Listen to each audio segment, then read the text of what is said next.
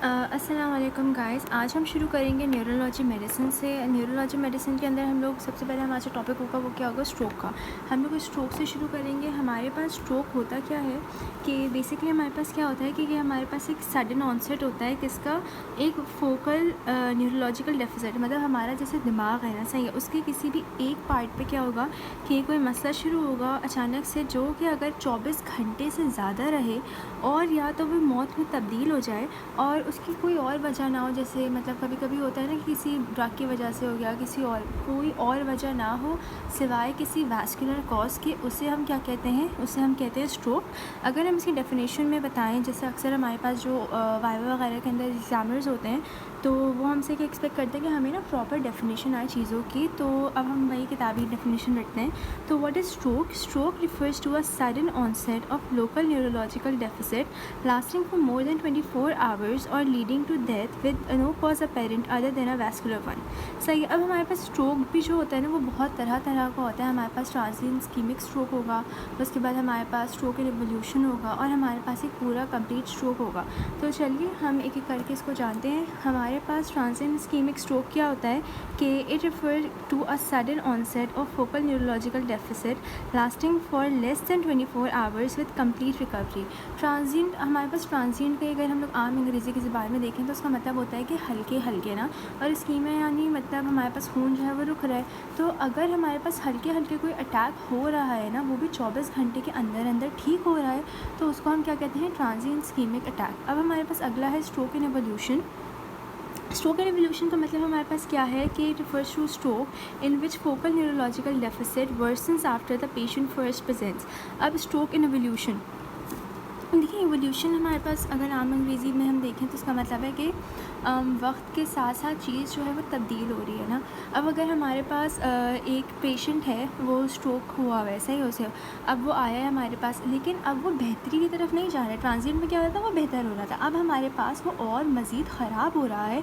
देखिए यहाँ पर जो हमारे पास आम स्ट्रोक था वो 24 घंटे के से ज़्यादा के अंदर ना, मतलब या तो वो ठीक हो जाता है या फिर मौत हो जाती है। ट्रांजिएंट ठीक हो रहा है। स्ट्रोक इन एवोल्यूशन मसला मज़ीद बढ़ रहा है। अब हमारे पास कंप्लीट स्ट्रोक है। कंप्लीट स्ट्रोक का इसका मतलब क्या है कि it refers to a stroke in which focal neurological deficit persist and is not progressing. अच्छा, अब हमारे पास कंप्लीट स्ट्रोक क्या होगा कि हमारे पास जो स्ट्रोक है वो हो गया है, अब वो मज़ीद ख़राब नहीं हो रहा, मज़ीद बेहतर भी नहीं हो रहा, अब वो रुक गया है। तो ट्रांजिएंट ठीक हो रहा है, स्ट्रोक इन एवोल्यूशन ठीक नहीं हो रहा, कंप्लीट स्ट्रोक रुक गया है, ना ख़राब हो रहा है ना ठीक हो रहा है। उम्मीद करती हूँ आपको ये समझ आई होगी। अब हम आगे बढ़ते हैं। अब हम बढ़ते हैं स्ट्रोक की तरफ। स्ट्रोक क्या होता है? बेसिकली स्ट्रोक की हमारे पास ना दो किस्में होती है। हाँ, तो अब अगर हम लोग देखें हमारे पास स्ट्रोक, तो स्ट्रोक क्या होता है, स्ट्रोक की हमारे पास कितनी टाइप्स होती है? हमारे पास दो टाइप्स होती हैं स्ट्रोक की। हमारे पास एक इस्कीमिक होती है, एक हमारे पास होती है हेमरेजिक। इस्कीमिक के अंदर जो इस्कीमिक जो होती है वो हमारे पास सबसे ज़्यादा होती है, और हेमरेजिक जो हमारे पास होती है वो 15% होती है। सही है। अब हमारे पास अगर हमारे पास हेमरेजिक की टाइप्स देखें तो उसके अंदर वो हमारे पास जो है वो होती है इंट्रापेरेन्काइमल हेमरेज होगा और सबएरेकिनॉइड हेमरेज होगा। सही है। और तो ये हमारे पास क्या है, स्ट्रोक की टाइप्स है। अब हम अगर हमारे पास स्ट्रोक के रिस्क फैक्टर्स पे आते हैं तो सबसे पहले तो हमारे पास जो होते हैं दो तरह के होते हैं। एक रिस्क फैक्टर्स होते हैं कि जो हम बदल सकते हैं, और कुछ रिस्क फैक्टर्स होते हैं जो हम बदल नहीं सकते ना। तो अगर जो चीज़ें हम बदल नहीं सकते वो आती है उम्र। अब अगर एक इंसान जो है वो 60 साल का हो गया है तो वो वापस से जो है 25 साल का नहीं हो सकता, तो उसको हम लोग क्या कहते हैं, वो हमारे पास नॉन मॉडिफाइबल में आता है। तो हमारे पास एज आ गई, हमारे पास जेंडर आ गया, मर्दों के अंदर स्ट्रोक के चांसेस ज़्यादा होते हैं। उसके बाद हमारे पास रेसेस आ सकती हैं, जैसे अफ्रो कैरेबियन हो गया, एशियन हो गया या यूरोपियन हो गया। उसके बाद अगर इससे पहले ही किसी को एमआई का या स्ट्रोक का हादसा पेश आया हो। हम अगर मॉडिफाइड में देखें तो हमारे पास क्या आती है, हमारे पास हाइपरटेंशन आ जाती है, यानी बीपी के मसले में, शुगर के मसले में, डायबिटीज़ में आ गया, हाइपरलिपिडीमिया में, यानी किसी की कोलेस्ट्रॉल वगैरह बढ़ा हुआ, पहले से ही कोई दिल के अमराज हैं उसके अंदर, वो भी हमारे पास स्ट्रोक का एक बहुत बड़ा जो है वो रिस्क फैक्टर होता है। उसके अलावा अगर हम बात करें रिस्क फैक्टर्स की, तो हमारे पास स्मोकिंग आ जाते हैं कि जो लोग ये नशा वगैरह करते हैं। उसके बाद हमारे पास ये शराब नोशी अल्कोहल का आ गया, और उसके बाद हमारे पास पॉलीसाइथीमिया यानी हमारा खून जो होता है अगर किसी का गाढ़ा है उसमें हो सकता है, और ईस्ट्रोजन कंटेनिंग ड्रग्स जिसमें हमारे पास क्या आते हैं, ओरल कॉन्ट्रासेप्टिव्स आते हैं और हार्मोन रिप्लेसमेंट थेरेपी आती है। अब हमारे पास ओरल कॉन्ट्रासेप्टिव्स में जैसे आप लोग जानते होंगे, अगर आप लोगों ने गाइनी वगैरह पढ़ी है, कि वो ईस्ट्रोजन और प्रोजेस्टेरोन से मिलकर हमारे पास COCPs बनते हैं, तो वो और हम लोग ये HRT जो होती है हार्मोन रिप्लेसमेंट थेरेपी, जो हम मेनोपॉज के बाद देते हैं लोग, मतलब औरतों को ना। अच्छा, अब अगर हम लोग बात करें ट्रांजिएंट इस्कीमिक अटैक का, तो ट्रांजिएंट इस्कीमिक अटैक क्या होता है कि it is characterized by sudden onset focal neurological deficit due to cerebral ischemia. इसके अंदर हमारे पास क्या हो रहा है कि सेरेब्रल इस्कीमिया यानी हमारे जहन पे खून नहीं पहुंच रहा है, और उसकी वजह से एक फोकल न्यूरोलॉजिकल डेफिसिट होता है और हमारे पास ये अटैक पेश आता है। इसके अंदर क्या होता है कि जब आप इमेजिंग कराएंगे ना, मतलब आपने CT कराई, MRI कराई, तो हमारे पास ना स्क्रीनिंग पर कोई भी वो नहीं मिलेगा, हमें कोई भी ना स्ट्रोक का कोई नहीं मिलेगा कि हाँ भाई स्ट्रोक वगैरह हुआ था। सिम्टम्स जो होते हैं वो 24 घंटे के अंदर अंदर जो हैं वो रिजॉल्व हो जाते हैं। जैसे पेशेंट आए 1 घंटे के अंदर अंदर ठीक हो गया होगा, पता ही नहीं चला भाई क्या हुआ, और वो जिसके घर वाले होते हैं वो लेकर चले जाते हैं। अक्सर आप इमरजेंसी वगैरह के अस्पतालों में देखेंगे। उसके बाद हमारे पास जो है आता है इस्कीमिक स्ट्रोक। देखिए, अब इस्कीमिक स्ट्रोक में हमारे पास क्या होता है कि सेरेब्रल इन्फार्क्शन होती है। बेसिकली वही इन्फार्क्शन भी वही होता है कि खून नहीं पहुँच रहा दिमाग के एक हिस्से तक, हमारे पास जो ब्लड फ्लो है इंसान का वो ठीक नहीं है, खून नहीं पहुंच रहा है सही से, तो क्या होगा कि ब्रेन के अंदर ना ऑक्लूजन हो जाएगी, और हमारे पास जो आर्टरी वगैरह होती है जो ब्रेन की, उसमें ऑक्लूजन आ जाएगी, और फिर जो है वहाँ पे जब जाहिर सी बात है, अब जैसे पाइप है उसके अंदर कुछ चीज़ फंस गई, तो पानी, अब आप घास को पानी देंगे नहीं आएगा ना बाहर, तो खून नहीं पहुँचेगा इस तरह से। अच्छा, अब अगर हम इसकी पैथोफिजियोलॉजी पे, इसकी जो पैथोफिजियोलॉजी है उसके ऊपर हम लोग फोकस करें, तो बेसिकली क्या होता है कि सेल हाइपोक्सिया की वजह से जो है हमारे पास ये जो स्ट्रोक है ये पेश आता है। उसके बाद अगर हम इसकी कॉजेज़ को देखें, तो अब हमारे पास की बहुत सारी कॉजेज़ होती हैं। हमारे पास की थ्रोम्बोटिक डिजीज़ हो सकती हैं, और हमारे पास इसकी एम्बोलिक डिजीज़ हो सकती हैं। थ्रोम्बोटिक में अगर हम लोग देखें तो इसके अंदर क्या होता है, जो एथेरोस्क्लेरोसिस होता है, जो हार्ट डिजीज़, सोचें वो जो एथेरोस्क्लेरोसिस हो रहा था उसका टुकड़ा जो है वो निकला, और वो जो है वो आर्टरी के अंदर थ्रोम्बोज कर गया, मतलब रुक गया, और उसने खून रोक दिया, उस वजह से हो सकता है। एम्बोलिक डिजीज़ हो सकती हैं जिसमें हमारे पास बहुत ज़्यादा आता है, जिसमें हमारे पास कार्डियोजेनिक एम्बोलिज्म आता है, और हमारे पास एक्स्ट्रा क्रेनियल आर्टरीज़ का मसला आता है, और हमारे पास पैराडॉक्सिकल एम्बोलिज्म आता है। कार्डियोजेनिक एम्बोलिज्म 20% होता है।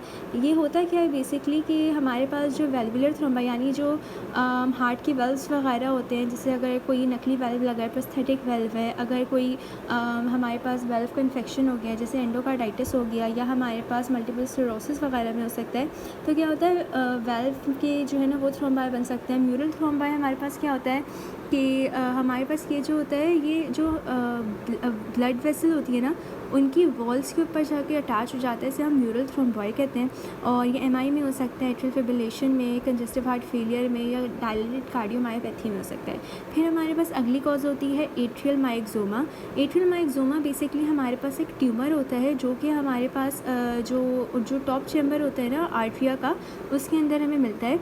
तो हमारे पास हम वापस रिपीट करती हूँ, वेल्वुलर थ्रोम्बाई, म्यूरल थ्रोम्बाई और एट्रियल माइक्सोमा, इनकी वजह से जो है हमारे पास ये हो सकता है ये इस्कीमिक स्ट्रोक जो हो सकता है। उसके बाद हमारे पास और काउजेज़ आते हैं जिसमें हमारे पास एक्स्ट्रा क्रेनियल आर्टरीज़ होती हैं, उसके अंदर मसले आ सकते हैं, जैसे एओर्टिक आर्क वगैरह आ गई।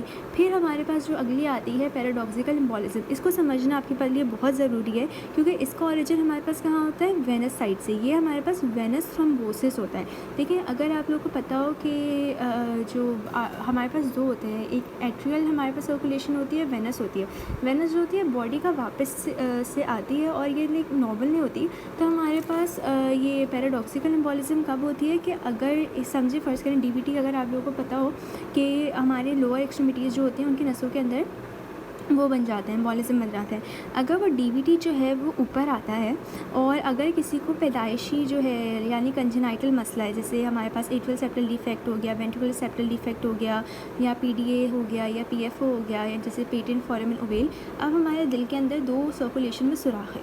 अब जो आर्टेरियल सर्कुलेशन से हमारे पास डीवीटी का एम्बोलाई आएगा वो हमारे पास वेनस सर्कुलेशन में चला जाएगा, शिफ्ट हो गया, और वो चला जाएगा हमारे दिमाग के अंदर और पैराडॉक्सिकल एम्बोलिज्म जो है वो हो जाएगा। सही है। उसके बाद हम आगे बढ़ते हैं। अब मैं आपको बताना चाह रही हूँ लेक्यूनर स्ट्रोक क्या होता है। सही है, लेक्यूनर स्ट्रोक क्या होता है। अब हमारे पास देखें, हमारे पास जो हम एक मिनट पेन दे लेते हैं। हमारे पास क्या होता है, हमारे पास ना बहुत सारी समझे आर्टरीज़ होती हैं। अब अगर हमारे ये आप जहन लगा लें, इसके अंदर मोटी मोटी जैसे मिडिल सेरेब्रल है, इंटीरियर सेरेब्रल और पोस्टीरियर सेरेब्रल है। सॉरी, डायग्राम में गलत बना रही हूँ, मतलब आप लोगों को आइडिया देने के लिए। तो ये आगे हमारे पास मेजर आर्टरीज। अब इनकी जो ब्रांचेज़ होंगी ना, हमारे पास ये छोटी छोटी ब्रांचेज़ होंगी, इनके अंदर अगर थ्रोम्बाई बन जाता है, यानी तो इसको हम क्या कहते हैं, लेक्यूनर स्ट्रोक, जो कि बिल्कुल ही ना सब ब्रांचेस के अंदर जाकर होता है। तो ये हमारे पास क्यों होता है, it is caused by occlusion of deep penetrating branches of cerebral artery. Cerebral artery की जो डीप पेनिट्रेटिंग ब्रांचेस होंगी, यानी इसकी जो एंड की बिल्कुल इस तरह की ब्रांचेस होंगी, उसके अंदर अगर स्ट्रोक होता है, तो यानी उसके अंदर अगर एम्बोलिज्म होता है, तो वो हमारे पास जो है वो लेक्यूनर स्ट्रोक होता है। ये 20% जो है इन्फेक्शंस वगैरह कॉज करवाता है, और ये बेसिकली हाइपरटेंशन के अंदर होता है। यानी लेक्यूनर स्ट्रोक की मोस्ट कॉमन कॉज क्या है हमारे पास, हाइपरटेंशन। अच्छा, इसके अंदर बेसिकली लेक्यून्स बनते हैं, और मतलब अब आप देखें, अगर जो छोटी छोटी उसकी डीप ब्रांचेस होंगी वो कितनी छोटी सी होंगी ना, तो उसके अंदर ना बहुत छोटे छोटे इन्फार्क्ट्स बनते हैं। और ये हमारे पास क्यों हो सकता है, माइक्रोथ्रोम्बाई में, और हमारे पास लाइपोहाइलिनोसिस में हो सकता है, हाइलिन आर्थरोस्क्लेरोसिस में हो सकता है, एमिलॉइड एंजियोपैथी में हो सकता है, और माइक्रो एम्बुलाई में हो सकता है। ये हमारे पास क्या था, लेक्यूनर स्ट्रोक था।